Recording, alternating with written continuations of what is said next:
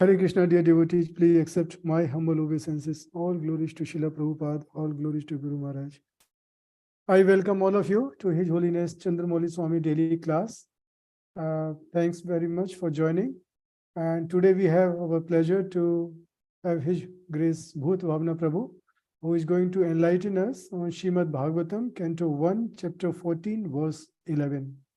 Hare Krishna, Bhutabhavana Prabhu, please accept my humble obeisances. All glories to Srila Prabhupada, all glories to you. Hare Krishna. Thank you very much, Prabhu.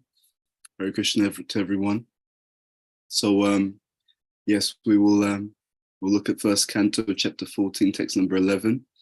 I'll just begin with these prayers to the Srimad Bhagavatam. Om Namo Bhagavate Vasudevaya. Om Namo Bhagavate Vasudevaya. Om Namo Bhagavate Vasudevaya. Okay, so we'll request your blessings so we can speak something today in this wonderful scripture, the literary incarnation of the Supreme Personality of Godhead, Lord Sri Krishna. Okay, so thank you for pulling the verse on the screen. Okay, so I'll read the Sanskrit, the transliteration, the translation, the purport, then we'll have some discussion. Odvakshiba avomayam spurantyanga puna punaha vepatus chapi ridaye aradasyanti vipriyam. Okay. Uru, thighs. Akshi, eyes. Bhavaha, the arms. Mayam, in my. Buranti, quivering. Anga, left side of the body. Punaha, punaha, again and again. Vipatuhu, palpitations. Cha, also. Api, certainly. Ridaye, in the heart. Arat, due to fear. Dasyanti, indicating. Vipriyam, undesirables. Translation and purport by His Divine Grace, Srila A.C. Bhaktivedanta, Swami Srila Prabhupada Ki Jai. So this is actually Yudhisthira speaking to his brother Bhishma Sena. And this is early on in this chapter 14 of the first canto of the Srimad Bhagavatam. So Yudhisthira is saying, the left side of my body, my thighs, arms, and eyes are all quivering again and again. I'm having heart palpitations due to fear. All this indicates undesirable happenings. Okay, so purport. Material existence is full of undesirables. Things we do not want are forced upon us by some superior energy, and we do not see that these undesirables are under the grip of the three modes of material nature. When a man's left eye, arm, and thigh all quiver constantly, one must know that something is going to happen which is undesirable.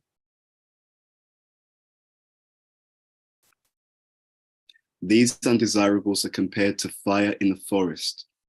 No one goes into a forest to set fires.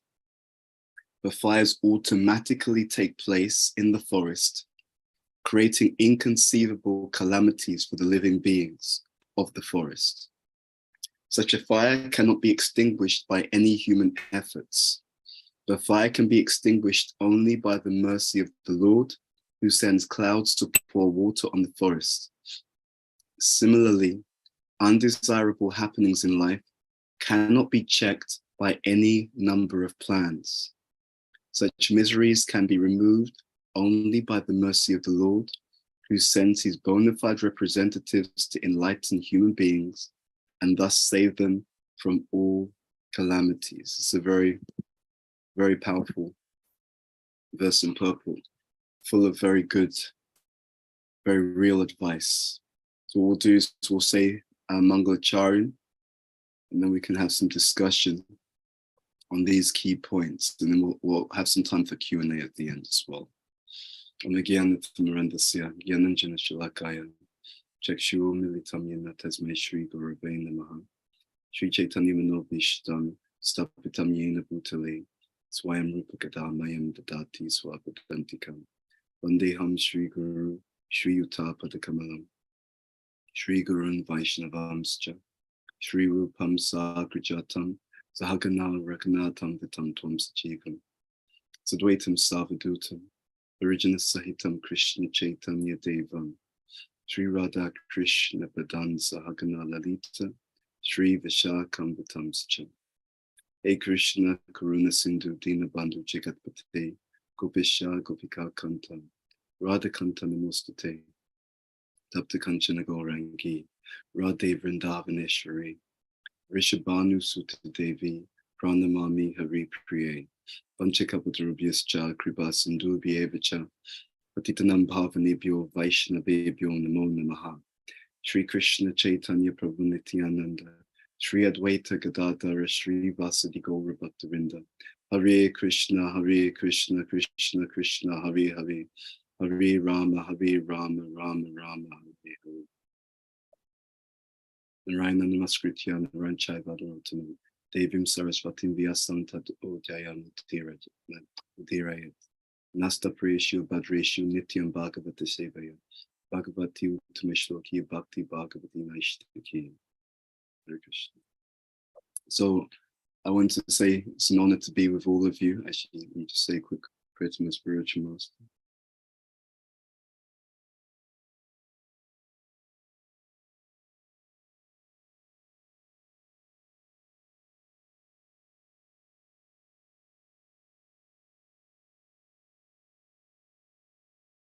So, yes, so this is the Bhagavatam in this section. The Bhagavatam is very early on in the 14th chapter. So what's happening is Arjuna has gone to Dwaraka to see Lord Krishna, to see other people, and is to find out what Krishna is going to be doing. And what's happening is there's quite a few months which have passed, and Arjuna has not come back. Now, then what starts to happen is Yudhisthira, who's very, very well trained in the 64 arts, which are the arts that one would learn in the traditional Gurukul. These are listed in the Krishna book. He starts to see certain omens. So this science is called Nimitta Gyan. It's the science of being able to understand things by their omens. And so in the previous verses, it talks about the omens, the inauspicious omens that Yudhisthira Maharaj has seen. Okay, so the seasons are irregular. The qualities of the people starts to become very low. People become more greedy, angry, deceitful, and also don't act properly in terms of maintaining their livelihood. He sees that in the family, there's quarrel, there's strain, even between husbands and wives, between friends, there's cheating. So he sees these things happen. The people in general become also very greedy and proud as well.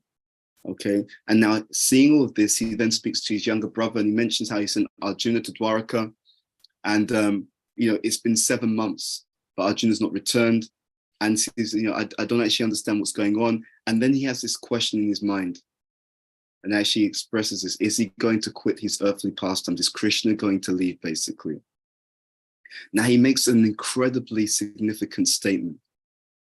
Yudhisthira then says, only because of Krishna were all these powerful things possible: kingly opulence, good wives, good lives, progeny, control over the subject, victory over enemies, accommodation in higher planets. He's emphasizing that it's only because of Krishna that all these things are possible, And then he'll go on to explain about the fact that, earthly reactions, celestial influences, bodily pains. That's interesting. That's Adhyatmika, Adhidhaivika, Adhibodhika Klesha. He's talking about the 3 types of miseries, and he talks about all of them basically delude our intelligence. Then in this verse, he's talking about how he's getting these symptoms in his body. And these are all indications of undesirable happenings. Now, when we listen to that list of these undesirable happenings, we could really consider that in Kali Yuga, in this day and age, that's not unusual. All of the things that he's talking about in these previous verses as undesirable happenings, he was shocked by seeing them in his time. But in Kali Yuga, it's the opposite. In Kali Yuga, people are shocked by not seeing them, right? Quarrel between family members, all of these different things. If you don't see that, people are quite shocked. And it's a very, very interesting truth about Kali Yuga it's this bewilderment of intelligence. In psychology, there's a term called the attribution error. And it's the idea that when something happens, we see some event, we see some situation, or we have some experience, and then we will assume a cause. Okay, we'll assume, oh, this is happening because of this.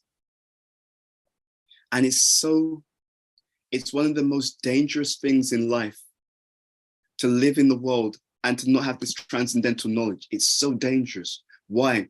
Because if you don't understand what's really causing the issue, it means that you'll never understand the solution. You see? Without understanding the cause of an issue, there's no question of understanding the solution. Now war has erupted in the world. I mean, it's already been going on, but now even more terrorism, attacks and counterattacks are going on in the world. And most people, they will look at things and they will attribute the issue to one party or another party. And they will say that because of this group or that group, this is why this conflict is actually happening. And they'll also attribute it to certain historical factors. But we know from the Srimad Bhagavatam that there are subtle causes to our external situation. Please take a moment to think very, very deeply about what I'm saying to you, because this one truth has the power to change everything about the way that we live. It has the power to transform everything about the way that we think. It has the power to transform everything about the way that we feel. And it has the power to transform everything about the way that we live. There is always a deeper and more subtle cause. And in our society, because we've forgotten, and we've become such a gross society that we've forgotten the more subtle causes of things. And this happens on a global level, happens on a family level, happens on an individual level. Because we've forgotten the subtle causes of things, we're literally always bewildered. And in many cases, the way that we try to solve problems in life, if we don't get to the root cause, often creates many more issues. There was, I think there was a figure in either Greek or Roman mythology called Medusa. And it was a snake. And what would happen is the snake had many heads. And when you would cut off one head, then the other heads will grow in replacement of that head. And actually, you would cut off one head and many more heads would grow to replace that one head. And that, in one sense, is what happens when people try to solve material or social issues on the same material and social paradigm. Right? So in many cases, we will resolve one problem seemingly, but because of the way that we so-called resolve the issue, we have now 10, 20 other issues. Someone was talking about how certain kinds of medicines, right? You take a particular medicine to cure a particular illness, but what the medicine is actually doing is it's suppressing the symptoms. So you could look at it and think, oh, I'm cured. I don't have these symptoms anymore, which means that my illness isn't there. Well, no. What's happened is the symptoms have been suppressed. They've been pushed further into the tissues of the body. And they will now eventually come up in even more intense and negative ways. So instead of having one illness with 5 symptoms, you push the 5 symptoms deeper into the tissues of the body. So now you're going to have 3. So later on, right? Later on, you'll have 3 illnesses, and each of those illnesses will have 7 symptoms. You've suppressed 5 things. And as a result, in the long term, you've now got 21 issues. So this is analogous to what often happens in the material world. We're often not understanding the root cause of the issue, and therefore we're not solving the real issue. In this particular place in the Srimad Bhagavatam, Yudhisthira has been given the understanding, and he's tracing back all these negative elements to understanding the real issue. He looks at all these negative elements, and what does he conclude? What is his conclusion? Text number 8 of this chapter says, Yudhisthira is asking, is Krishna going to quit his earthly pastimes? As Devashi Narada indicated, has that time already arrived? Isn't that amazing? What it means for us is extremely profound. What it means for us is that the greatest auspiciousness is directly related to the degree that Krishna is still present in our lives. Yeah, I'm going to repeat that because it's such a crucial issue. It's such a root cause. Just like here, where Yudhisthira sees all these negative signs, and he understands if these signs are increasing, it means Krishna's presence is leaving. It is a metaphor for the life of each and every devotee that we have to ask ourselves on a regular basis, is Krishna increasing his presence in my life? Or is Krishna decreasing his presence in my life? And if Krishna is increasing his presence in my life, that means Maya is decreasing her presence. All these previous verses that we spoke about, and these negative symptoms, the conflict, all of these things, these are indications of the increasing presence of Maya, the increasing presence of Kali. How do we say that? Because we know that the age of Kali is the age of quarrel and hypocrisy. Isn't that amazing? Because what that means is that to the extent that Krishna is present in your life, to the extent that Krishna is present in our lives, to that extent, you're not actually in Kali Yuga. Think about that point. And this is why we should be so grateful to what we've been given. And what is that gratitude? Gratitude is actually a result of how people live. Right? Gratitude has an external symptom.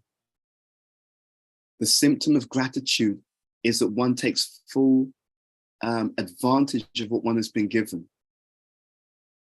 In other words, we may say that we're grateful, but you should be able to see that you're grateful. There's a difference. Anyone can say that I'm grateful for what I've been given. Anyone can say that I'm grateful to hearing about Krishna, for the teachings of the Srimad Bhagavatam, for the association of the devotees. But actually, to the extent that we do not take advantage of that, or those elements in our spiritual life, to that extent, we should understand that we are actually lacking gratitude. Gratitude means to take full advantage of what has been made available for us in spiritual life by the mercy of Srila Prabhupada. In this purple, Prabhupada is talking about material existence is full of undesirables. So there's this verse, Krishna makes that point in the Bhagavad Gita, Devi Gunamayi, Mama Maya Duratyaya, Mamevaye Prapadyante, Mayam Etam Tarantite. He says this divine energy of mine consisting of the three modes of material nature is very difficult to overcome. Okay. So here in this particular purport, Prabhupada is making that point. Material existence is full of undesirables. I mean, try to imagine this, you know, we are like a prisoner in jail. And we've got limited time and energy. There are certain activities that we can do in the prison. Most of the prisoners, what are they doing in the prison, right? The worst prisoners are getting into fights and arguments, right? And what happens to their prison? They get put in the high security section. So they're already in prison with very limited freedom. They've only got the freedom of their jail cell. Then because they get into fights and arguments, they get put in high security, where the cell becomes even smaller, right? That is analogous to a living entity who misuses the human form of life, and therefore their prison cell of their body becomes even smaller. The prison cell of their faculties become even smaller. So there's no longer a human birth. Now the birth is in an animal body where they're trapped just by instinct. There's no philosophical understanding, no ability to consider philosophy, no ability to consider why we're here. They're just trapped by instinct, or they get born in a body of a plant, a tree, where there's even less facility for understanding. So the prison cell can shrink. You also have another type of prisoner who's also incredibly unfortunate. The prisoner, what do? They try to behave nicely to get the mercy of the prison guards, okay? And then when the prison guards say, "Oh, you're a nice prisoner, you know, what would you like?" They say, "Well, could you bring me a pillow for my prison, please? Can you bring me like a nice blanket? Can you give me some posters to put on my prison cell wall? You know, please, can you do that for me?" You're in the prison. All of these things are superficial.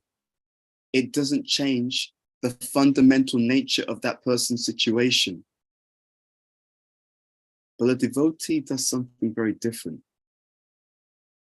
The devotee acts in such a way that his or her sentence will be cut short so that they can be completely released from the prison. I was reading a quote from Srila Prabhupada earlier today, and he was emphasizing the importance of not wasting time. Our job is not to try to adjust the prison cell. Our job is to become free citizens again. That's our duty. That's the desire of a sane person. You know, how there were certain types of prisoners. It's really sad. There were certain types of prisoners that they'd become so conditioned to being in prison. Right? They were so used to having, you know, just being in the jail cell, being with the other prisoners, having, you know, the prison cell food, right? The porridge, the bland food, you know, having curfew, being forced to sleep by a certain time, wearing the same prison cell clothes. They were so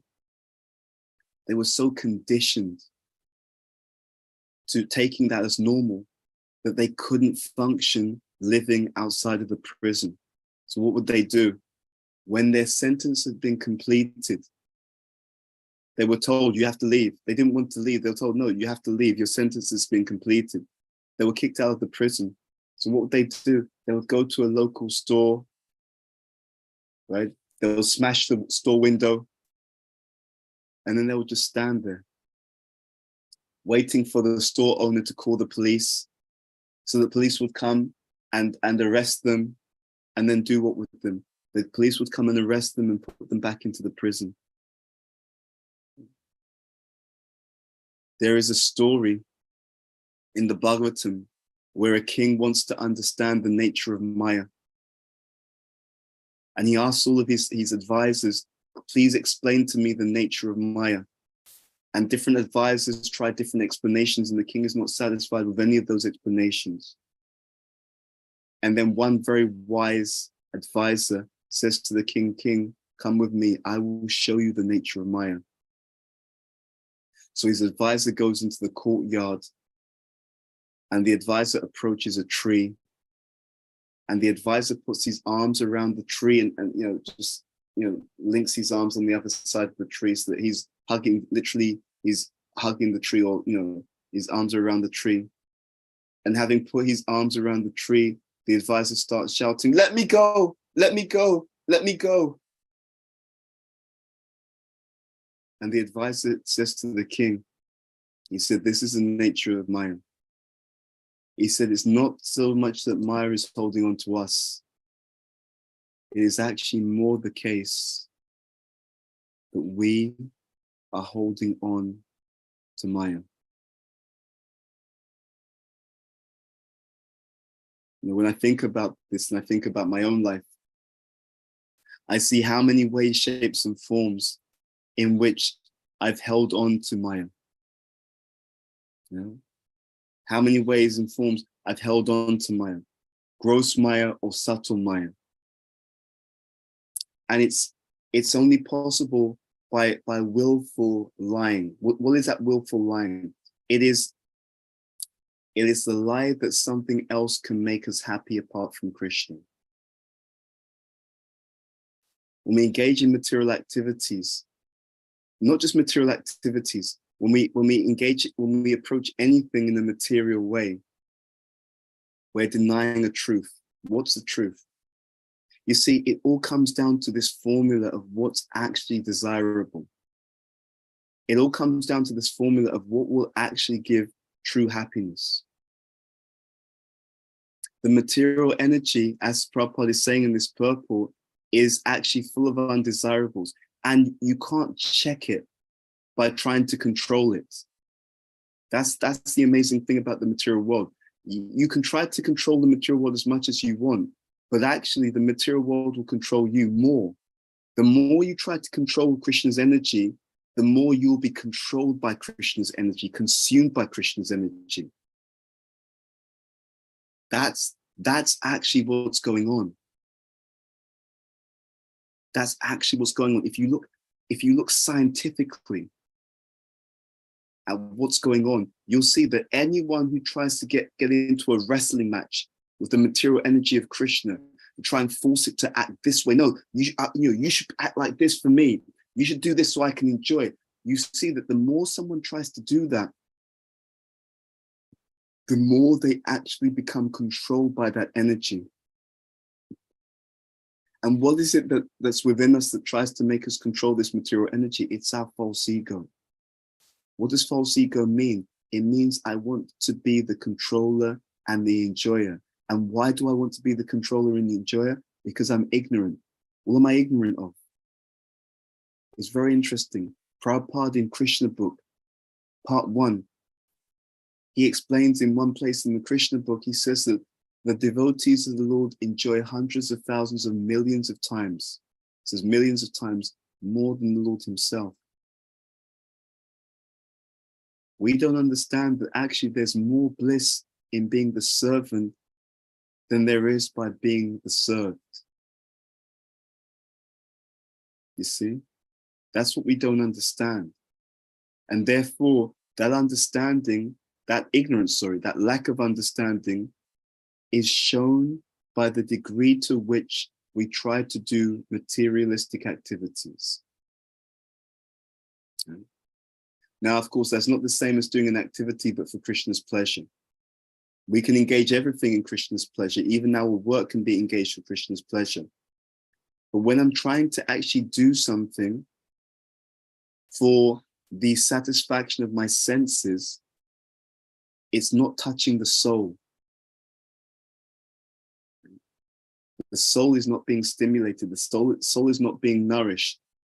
And therefore, you'll have people who remain empty. There are celebrities who talk about, how they were suffering from depression. Celebrities who talk about how they were feeling suicidal. And it's interesting when sometimes rich and famous people share such statements, they are often looking for some empathy, for some understanding. But what they're often met with is derision. You know, oh, you're just spoiled people. You know, you've got a 2.6 million pound mansion.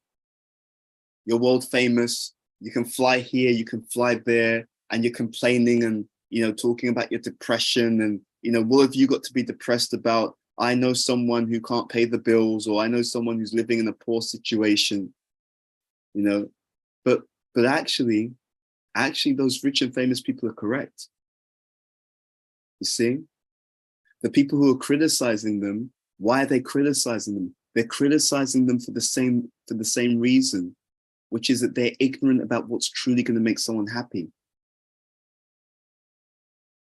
If material things don't make someone happy, then a person who's got lots of material things is not going to change their situation.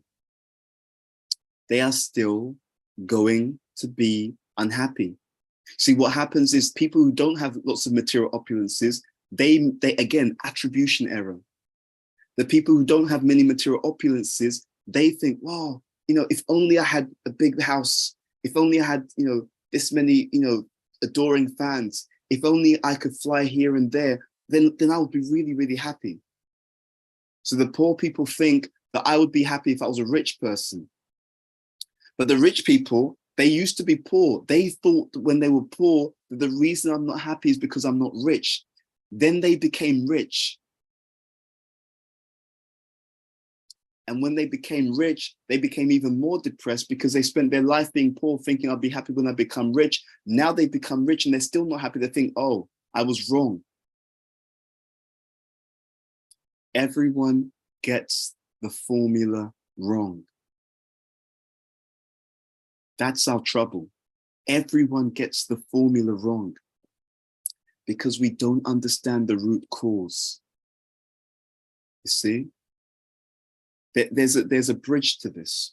So first of all, we need to understand the root cause, the root solution, and the root issue is how much Krishna is alive in our lives.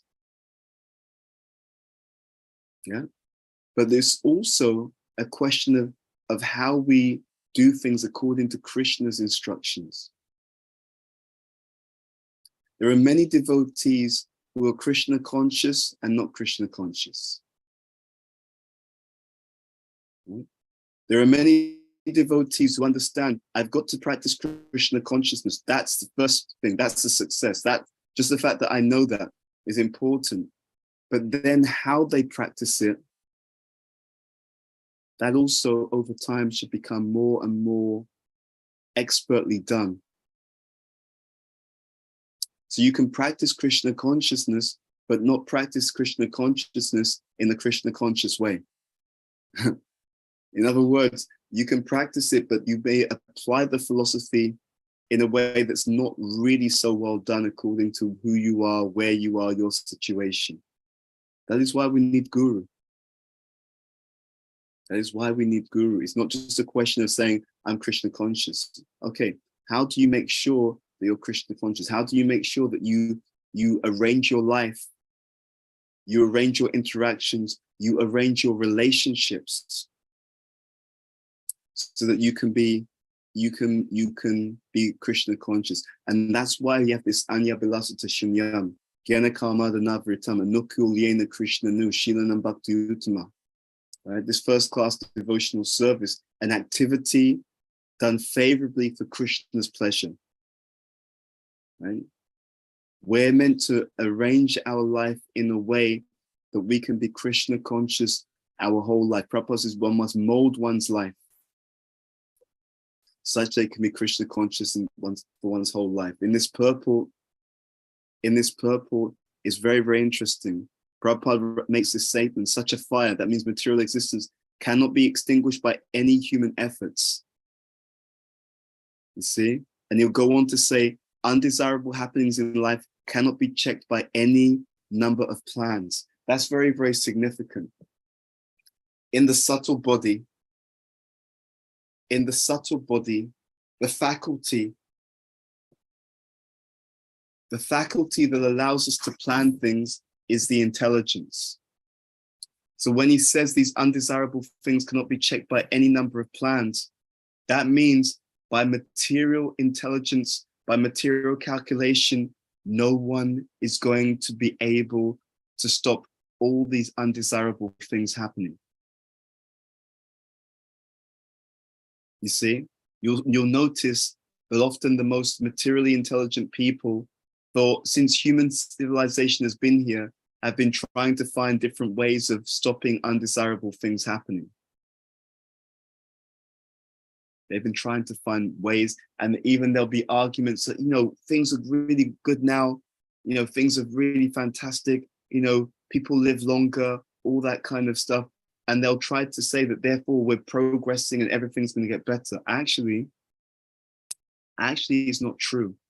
A more discerning view of the world would understand that actually the problems take on a slightly different nature.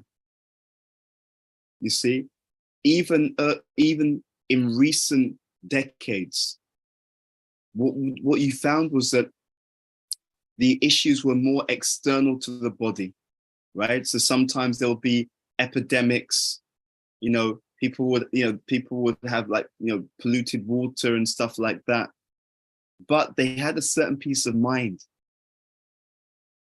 because there was a certain simplicity of relationships, a more communal lifestyle. People were relying on each other. So it was a more communal, more family-oriented lifestyle, which wasn't so much dominated by the need of just making money. But what happens over time is we get into this age, which is now characterized by economics, characterized by technology. So what you'll see now, while the same people who are talking about how much we've progressed and we've got people are living longer, they're celebrating so-called external physical bodily success, but they're ignoring the fact that now the issues are much, much more on the mental platform and on the emotional platform. You see? So it's not that things have got better. It's just that the nature of the issues have slightly changed. Manda Sumanda Manda Bhagya. The Bhagavatam predicted this, right? It said that in Kali Yuga, people will be always mentally disturbed, short-lived, so many different statements. In fact, in Kali Yuga, everything goes down, intelligence goes down, duration of life goes down relative to other yugas. But there's one thing that increases in Kali Yuga, unfortunately. The one thing that increases in Kali Yuga is the false ego. The one thing that increases in Kali Yuga is the false ego. But we're being given the solution in this verse in purple. Okay? The fire can be extinguished only by the mercy of the Lord who sends clouds to pour water on the forest. We've heard this before, haven't we? Right? The forest fire, material existence, and who provides that downpour, right, of relief from the forest fire, from the blazing fire, material existence? Who is it? I'm going to pause for a moment. I'm going to ask one of you to unmute and just answer that question. Who is it that actually receives that ocean of mercy and makes it available to all of us? Pure devotee. Can you please repeat it once more? The spiritual master, the pure devotees, they actually bring that ocean of Krishna's mercy, and they pour that mercy upon all of us. So this is what it means here. Mercy of the Lord means mercy of Krishna's devotees. Right? What we are meant to do, and this does work. In fact, I would tell you honestly, this is the only thing that works. Through the instructions of great devotees, through submission to the direction of great devotees, in their example, in their instructions, in their writings, that is how we receive both the mercy of the Lord and therefore Krishna's shelter. You can actually do this. You can do this as a practical experiment in your life. you can make sure that you follow both in thought, right, thinking, in feeling, right, mood, and in activities. We can align our lives to follow the instructions of the spiritual master. My guru said that whenever the spiritual master gives an instruction, he places some potency in that instruction. And whenever the disciple follows that instruction, that disciple is also able to retrieve that mercy as a result of following that instruction. We don't actually understand the power of those instructions. Therefore, when we neglect instructions, we neglect our spiritual opulences. When we neglect the instructions, we neglect our spiritual credits. And what does that mean? Think about it. There are some people that they live in poor neighborhoods. They don't want to live there. Why are they living in the poor neighborhood? It's because they cannot afford to live anywhere else. Their credits are such that they become limited to a certain environment, and therefore they are limited to a certain type of experience in that environment. But the devotees, we are in that similar kind of analogy. We've been given both general instructions. So the Bhagavatam is full of the general instructions of Krishna consciousness. Prabhupada has given so many general instructions. We have so many spiritual teachers, so many great devotees who in their classes, they've given so many general instructions. For example, let's see, we know it's a general instruction to spread the mission of the Lord. Yagnai Sankirtana prayer, Yajanti Hisumeda Shaha.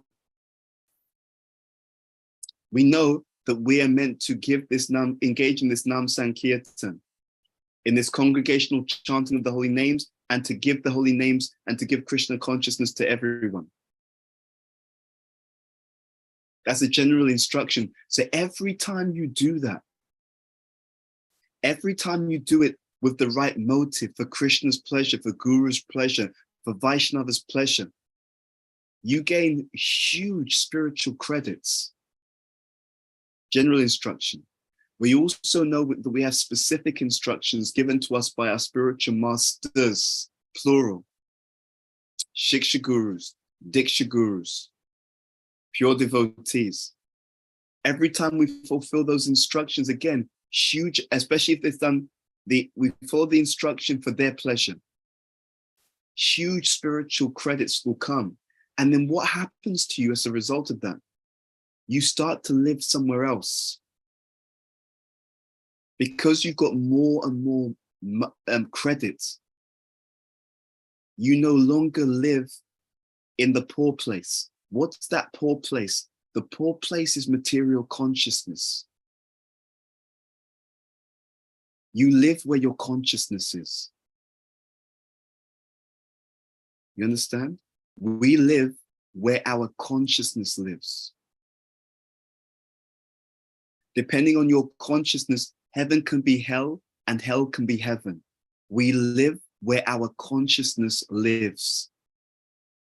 So when we engage in devotional service properly, every time you chant properly, without distraction, without looking at your mobile phone, without looking at our mobile phone, we gain huge spiritual credit. And then we live in a different place. We live in a different consciousness. Therefore, it is absolutely possible for a devotee to be in Kali Yuga physically and in Goloka Vrindavan spiritually. And that, ladies and gentlemen, that is our job. So I want to encourage you. Get the full spiritual credits that you can get. I was having a conversation with someone earlier today, and I was talking about this point about, actually no, it was yesterday, I think. We were talking about opportunity costs. Actually, no, it was also today. It was this morning. What we were talking about was that there was a situation. And in this situation, what happened was someone that we know, they needed to help someone to go abroad in order to sort out some situation for them. And what they did wrong, they made some arrangement and they expected the person to make their own way to the airport to get abroad. But this issue was so serious that what they should have done is that they should have gone to that person's house. They should have picked them up. They should have accompanied them to the airport. You know, they should have accompanied them. They should have actually gone on the flight with them, because had they done that, had they ensured that person's safe passage abroad, it could have practically made them multi-millionaires. But what they didn't do, they didn't pay attention to the situation. They didn't understand how this person thinks. They didn't pay attention. They left room for things to go wrong. You see, this is why I was saying, if something's really important, and if you're really clued up, you don't leave gaps for things to go wrong. If something's really important and you're really clued up, what you will do is you'll make sure that you don't leave any room for things to go wrong, because you know that this is really important. So just in the same way that this person, he needed this other person to go abroad to actually sort out some financial things for him, but he didn't, he was too laid back. He left gaps. He didn't understand this is so important that if you leave gaps and anything goes wrong, you could lose literally millions. He was sloppy. But someone who's very intelligent, they call it conscientious. They do things and they pay attention to detail, and they don't leave gaps for things to go wrong.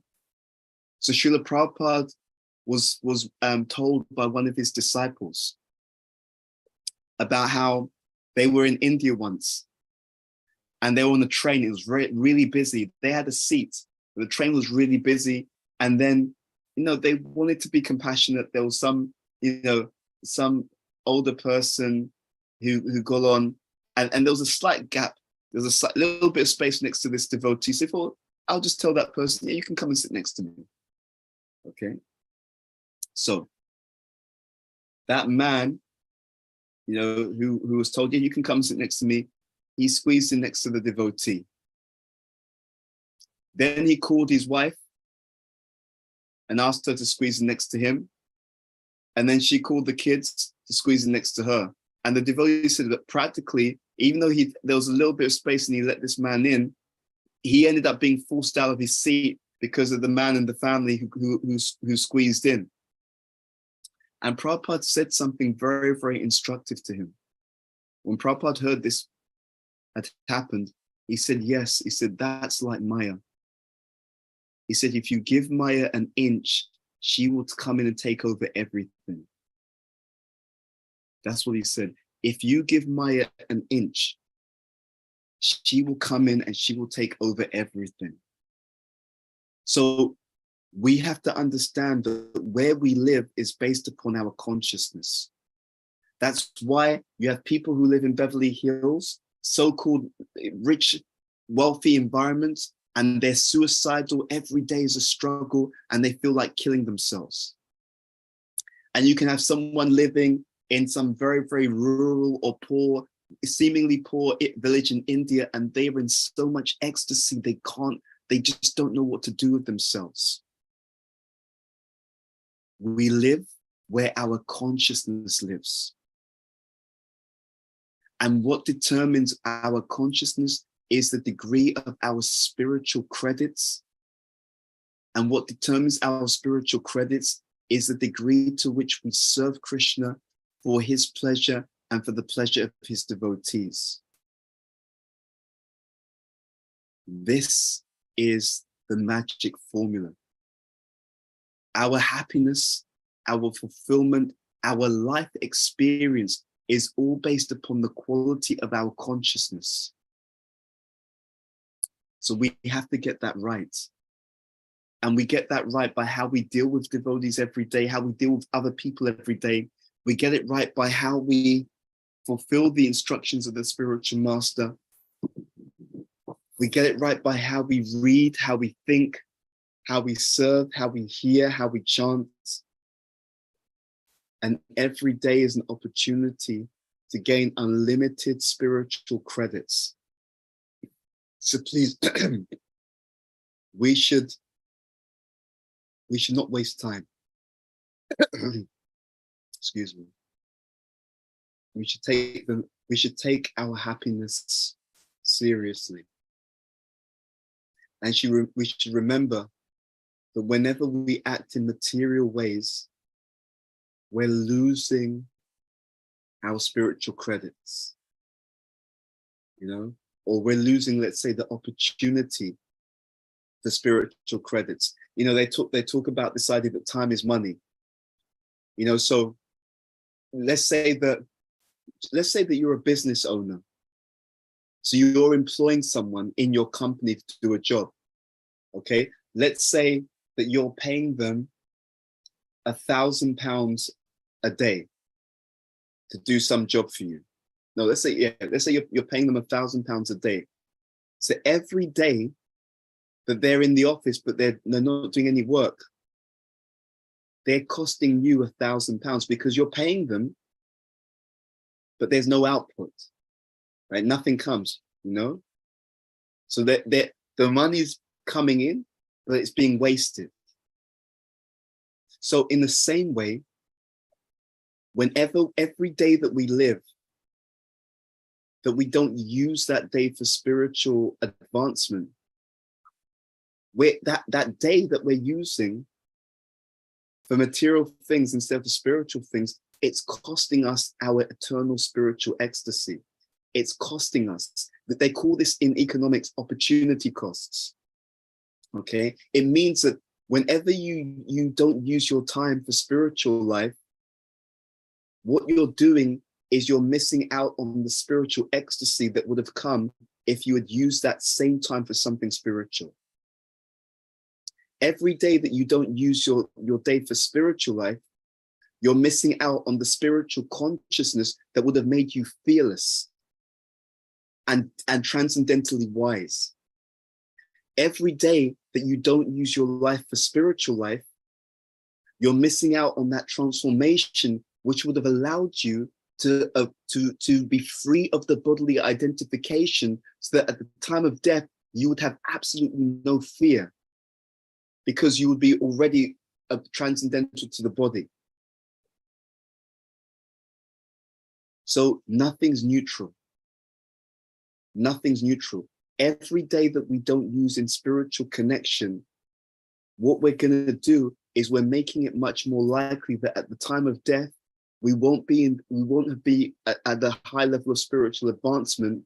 And because we're not at a high level of spiritual advancement, we're not free of the bodily identification. And because we're not free of the bodily identification, we're going to still be disturbed and scared and fearful, right? And because we're disturbed and scared and fearful and materially attached, what's going to happen? We're going to have playback, right? What does playback mean? Playback means you come here, you come back to play in the material world, or to try to play, really to suffer. And every day that we don't serve Krishna to the best of our ability, every day, that means that the next day, something material, something, as Prabhupada is talking about in this material existence, in this purple, material existence is full of undesirables. It means you're going to have something undesirable that's going to happen to you that's going to completely rock your consciousness. You see? We are in a race against time. You don't know what your karma is going to make you face tomorrow. You don't know what your karma is going to make you face next week. We don't know what our karma is going to make us face next year. But if we develop our spiritual credit, if we develop our spiritual consciousness, then you can be fearless. It doesn't actually matter what you're going to face, because you'll be at such a high level of spiritual consciousness that you can face it from a position of spiritual strength and spiritual insight and spiritual wisdom. So this is the opportunity that is presented to us at every moment of every single day. And an intelligent devotee, a wise devotee, a devotee who loves and cares about themselves properly, that devotee will take full advantage of every opportunity that every day gives, because one day our days in this world will run out. Okay, so let me stop here and open up for any questions and comments. And I'm going to ask that whoever's in charge, if you just let me know, how long do we have left? How long do we have left? Thank you, Prabhu. Thank you very much for this amazing class. Really I had lots of takeaways, very important points, but a few remained in my mind. One was that are we really living in Krishna consciousness, or we are living in Maya consciousness? And for that, are we ready to get full spiritual credits? And if yes, then are we ready to serve Krishna and his pure devotees? That's kind of things. And are we are increasing Krishna presence in our day-to-day life, or we are increasing Maya presence? Is Maya holding us, or we are holding Maya? So lots of good quotes and good discussion. Thank you, Prabhu. In terms of time, actually, we have this session from 12 to 1, 1 hour. Okay, so we should stop here? No, so maybe we can take few questions, Prabhu, if it's okay with you. Just Yes. maybe. So Raj Prabhu, you're there. But before I take that, request devotee, if you can switch on your videos, that would be good. It gives a better interaction to Bhutabhavana Prabhu also. And also, if you are having any questions, please be ready quickly, because we are already just on time. So Raj Prabhu, please go ahead. Thank you, Prabhu. Please accept my humble obeisances. All glories to Srila Prabhupada, all glories to Guru Maharaj, all glories to you, Prabhu, and your inspirational class. I was finding this really, really useful for me at this current time, because the challenges I've been thinking about recently and even today, in that sometimes we get some inspiration and motivation, and like this class today, and we go out and we try to very carefully follow the instructions and serve the spiritual masters and the gurus, and the heart loves it and says, I want to do more, I want to do more, I'm liking this. But we get, during the day in the Agrihasta life, the mind comes in and says no, or it doesn't straight out say no, it's quite clever. It says, okay, don't do this now, do this later, or don't do this service now, think about it later, or okay, you can do it, but under these conditions, and it like wraps it around, it prevents you from doing it. And I was actually going through this thinking, I know my heart wants to do all of this, but my mind's stopping me. But your class today, it's like telling me, actually, the mind's not stopping me, I'm listening to the mind and I'm allowing it to stop me. And I need to, and you're telling me that the root cause is actually, having that intelligence and that vision to see clearly. So yeah, that it's really helpful. So I can actually if the mind's trying to play, it will carry on playing those tricks with me, but I can just try and connect all the time, stay connected, and hopefully that will help me. But if I've got that wrong, or if there's things that you think will help me, please advise. Sure. So the thing is, you're right. We should always ask ourselves, how can we serve Krishna in every circumstance? So wherever we are, whatever we're doing, how can we serve? It may, and that will help us. Another thing is about the intelligence. This is why we need to hear the Bhagavatam regularly and to reflect on it regularly, because what it will do is it will purify the intelligence, it will spiritualize the intelligence, and it will empower the intelligence, actually. If you want to read about this, there's actually a book by Shiv Ram Maharaj, and he's got chapters on how, by reading the Bhagavatam, by hearing Prabhupada's instructions, you actually empower your intelligence, you see? And what happens is the empowered spiritual intelligence will control the mind. You see, that's what's actually going on. Otherwise, for most people, the mind controls them. And that's the state that we don't want to be in, because then even though we know we should do one thing, we'll be pulled to do something else. And you can actually judge this very easily.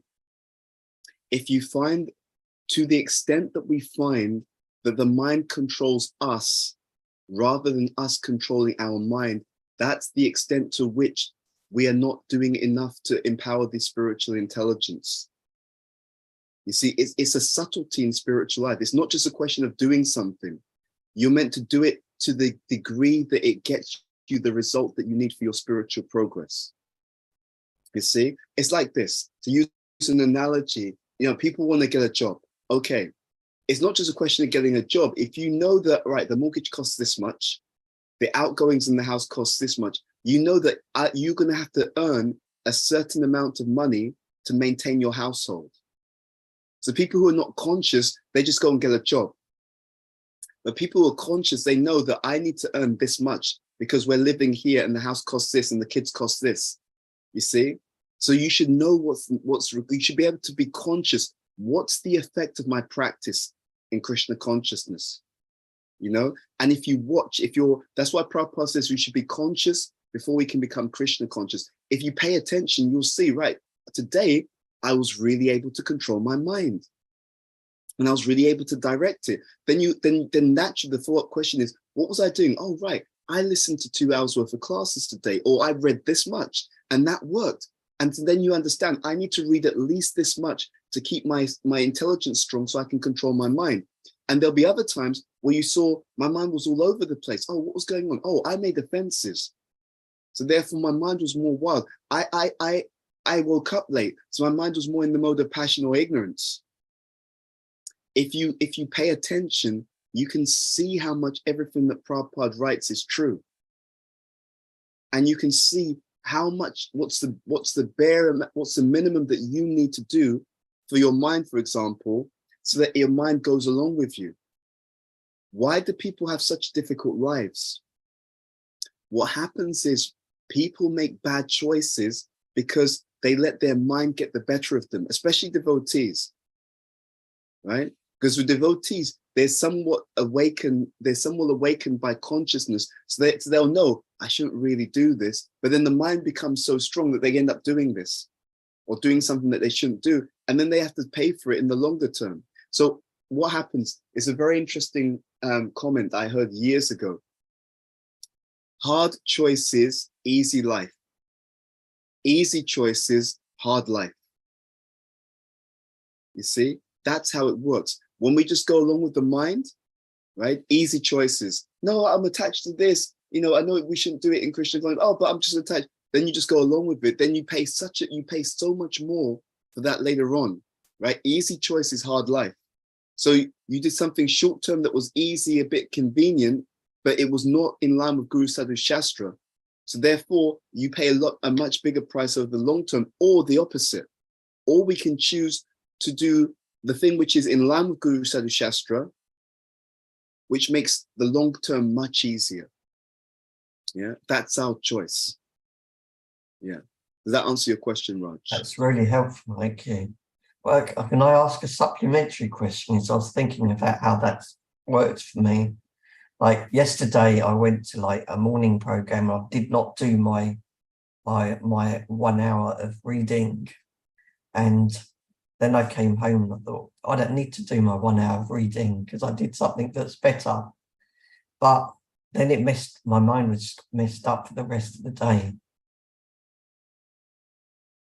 So I thought, like, some things are better for me personally than others, maybe.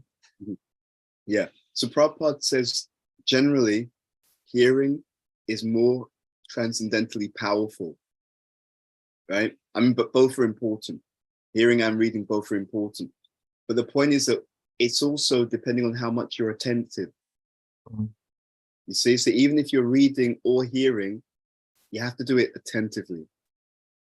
Then you get the effect. It's interesting. According to modern psychology, when you pay attention, it increases what's called your neuroplasticity in the brain. In other words, your mind becomes more moldable, and therefore what you're reading and hearing, if you pay attention to it, it leaves a deeper impression on you. That's why throughout the scripture, it talks about attentive chanting and attentive hearing. It's not hearing, it's attentive hearing. It's not chanting, it's attentive chanting. If you do something attentively, it leaves a deeper impression on you, and therefore it's more transformative. So otherwise what will happen is people will do things for many, many years and they won't do it attentively, and then they're surprised when they don't get the outcome. It's not because you weren't doing it, it's because it wasn't being done with attention. Yeah, that's the factor to bear in mind. So yeah, I hope that answers. Thank you very much, Prabhu. It's very helpful. Thank you, Prabhu. yeah. Prabhu, can we take this as a last question, if it's okay with you? Mamta Mataji. Yes, okay, sure. Yes, Mataji, please go ahead. Hare Krishna. Thank you for the class, Prabhu. Glories to Srila Prabhupada.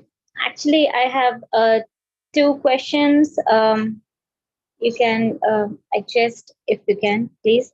So one is, you mentioned not always Maya is holding us. We also hold on to Maya. Yeah, generally, we're holding on to Maya. Okay. Generally. Yeah, so I was just wondering if you can explain this with an example. Yeah. Yeah. So for example, we may have habits which we know are not good for Krishna consciousness, but we carry on doing them. You see, a very simple example. You know, there's a habit. Maybe we have a habit of wasting time, or we have a habit of watching TV unnecessarily. You know, or we have a habit of gossiping. And so, as we addressed in the class, when we're doing those, when we're doing those non-devotional things, you're missing out on the spiritual credit that you could get. So think about it like a business. You know, you have 2 people in the business, and you know, sometimes you have companies and they do sales, and you get money, you get paid on commission. Okay, so I used to work for I used to do this work for this national research group, and we would have to make cold calls. So we'd call the public and we'd ask them questions about the films that they watch, cinemas. This was when I was at universities, many years, decades ago, actually. Now, if you manage to get a certain number of people to answer your calls, you get a bonus. You see? So there'll be some people and they make maybe 1 or 2 calls an hour. So they say that they're working for 8 hours, they do 2 calls an hour, it's 16 calls. There'll be other people who do 16, so in the 8 hours, they've done 16 calls altogether, okay? And there'll be others who'll be making 1 or 2 calls every 5 minutes, okay? So that means in an hour, let's see, in an hour, they made 24 calls, you see? So they both used the same, they both had the same amount of time, but one of them was taking more advantage of the time than the other person. So that's what happens with us.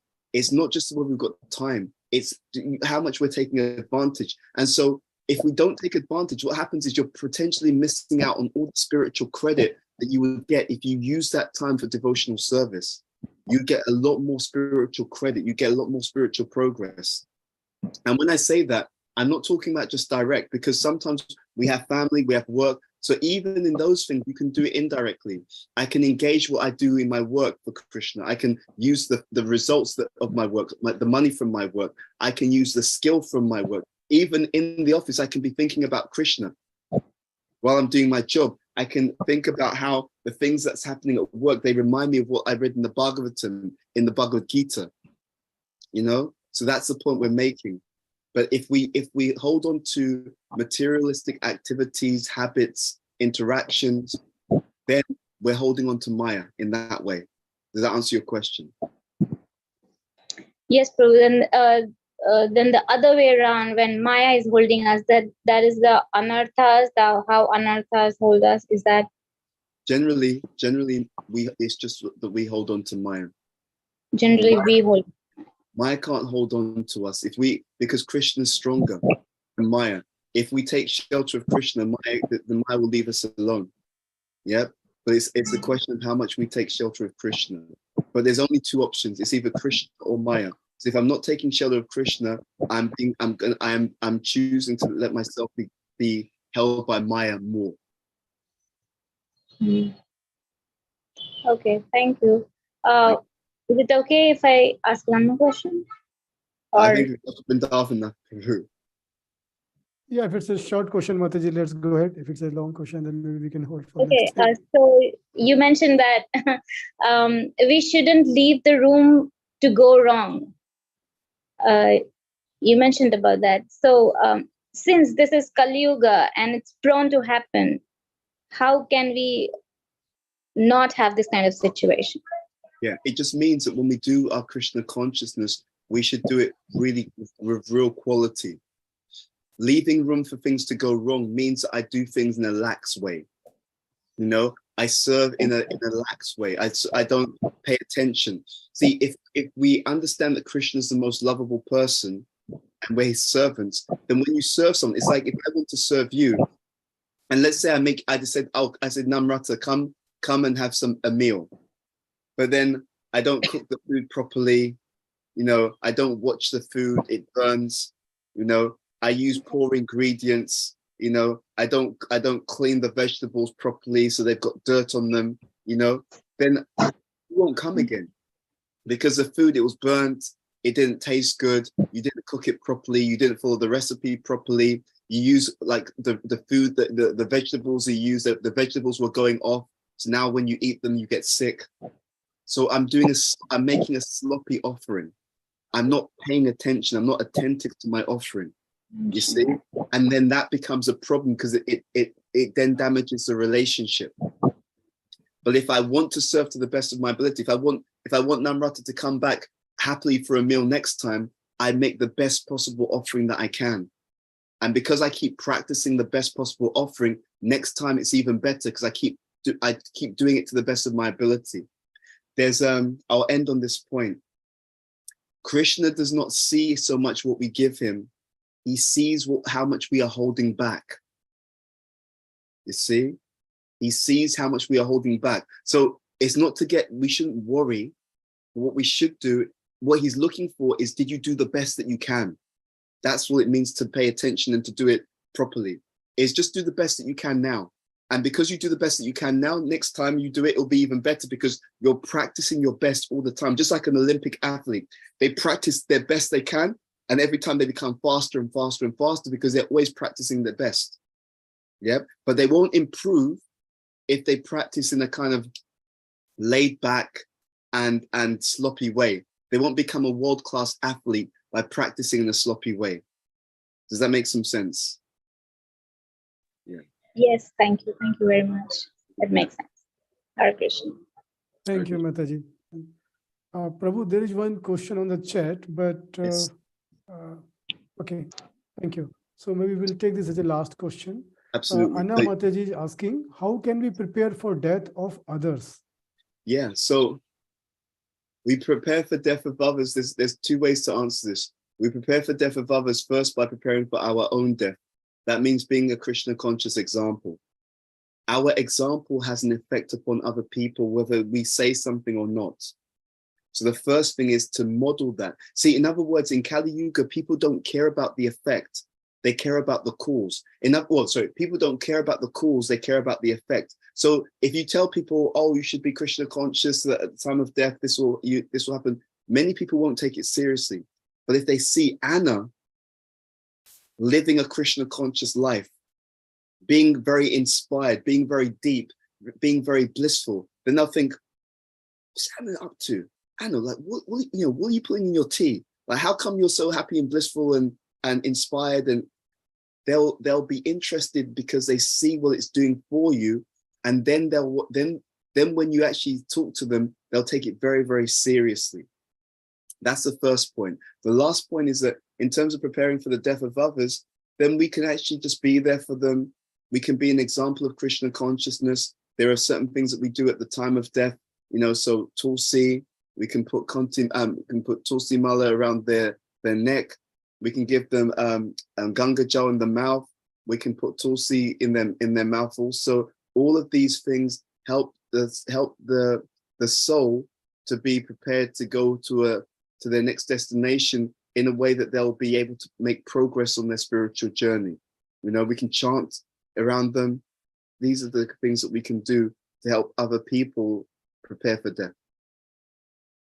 I hope that answers your question, Anna. Hare Krishna, thank you so much. Yes, that really, really does. Thank you. Thank you for your question. Haribol. Haribol. Haribol. So thank you very, very much, Prabhu, for your great time, wonderful class, and so many wonderful points. Really appreciate for all your effort, Prabhu. With your permission, if it's okay, we will close this today class. Vanchakalpa tarubhyascha kripa sindhu vyevicha patita nam pavnebhyo vaishnavebhyo namo namah. Srila Prabhupada ki jai, Guru Maharaj ki jai. Yes, Bhutabhavana Prabhu ki jai. Ananta Koti Vaishnav Brind ki jai. Thank you very much for today's class.